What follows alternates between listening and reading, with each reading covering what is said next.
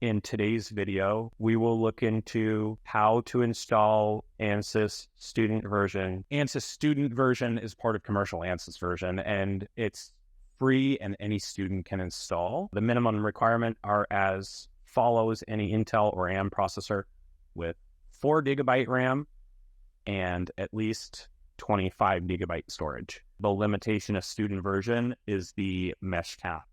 First, go to any browser and type Ansys Student version download.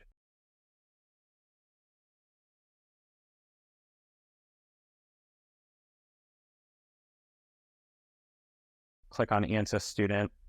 Now click on download and wait till it downloads. After download, locate the folder in which the file is saved. Extract the file using extract all or using WinRAR to extract. After the file has been extracted, locate the file and double click on setup. Click on agree, click next, and again, click next. Wait for the complete installation. After installation is completed, click on exit. Now you can run the workbench and start using the Ansys. Now you can run the workbench and start using the Ansys Student version. Thank you.